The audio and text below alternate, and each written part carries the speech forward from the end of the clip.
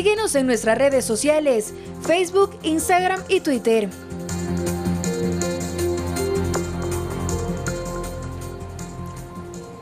Los índices de agresión a la mujer que terminan en actos fatales como femicidio siguen en aumento lamentablemente en el país, ya lo había dicho la señora fiscal la semana pasada en un evento, y el Consejo de la Judicatura tiene también sus propios mecanismos para efectivamente tener en línea servicios que puedan de alguna otra manera darle un soporte jurídico a las víctimas o a los familiares de aquellas víctimas. Con nosotros la doctora Solana Goya, directora de Acceso a Servicios de Justicia. Doctora, gracias por acompañarnos.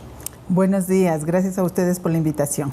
Bueno, lamentablemente las cifras pues no disminuyen, y esto pues más allá de que ya hay toda una estructura, una infraestructura del gobierno, de las instancias como la Judicatura y también de las organizaciones feministas, no cambian estos indicadores. ¿Cuáles son los últimos que usted tiene?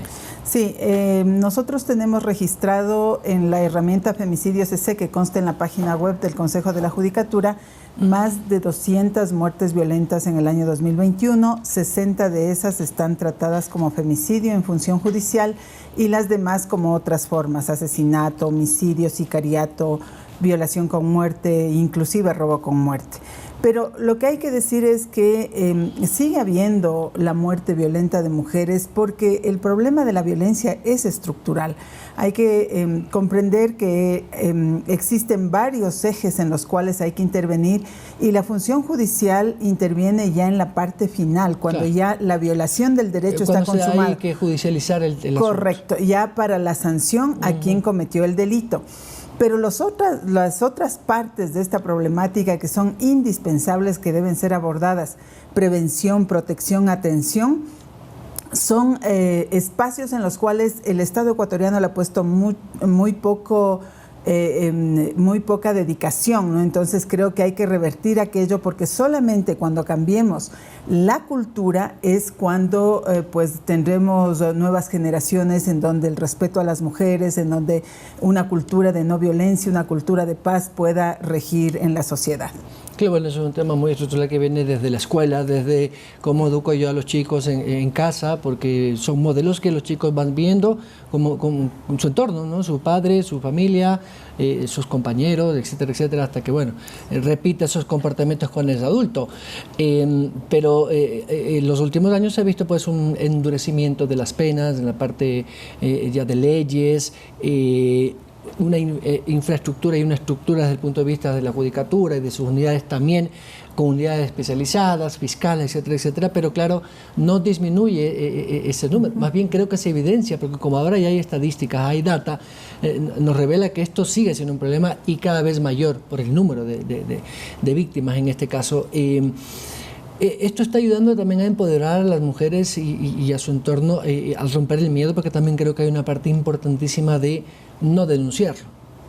Yo creo que sí. En los últimos años ha habido un mayor posicionamiento del tema. De hecho, el que los medios de comunicación, la opinión pública, los líderes de opinión tengan el tema presente hace que esto llegue y cale en la sociedad entera. Quienes ven los medios se informan y conocen y saben que esto es una conducta rechazada. Es decir, creo que hemos dado un paso en el sentido de decir: esto no es normal, esto es un asunto de violación de derechos y hay mecanismos de cómo ponerle un freno. Uno de esos mecanismos es la denuncia ante función judicial y también las medidas de protección. El Consejo de la Judicatura ha generado un mecanismo que se denomina el módulo virtual de medidas de protección, para facilitar que las víctimas de violencia puedan acudir a las tenencias políticas, a las juntas de protección de derechos o a la fiscalía, y desde allí el requerimiento se hace de modo automatizado y en máximo de 2 horas los operadores de justicia tienen que dar respuesta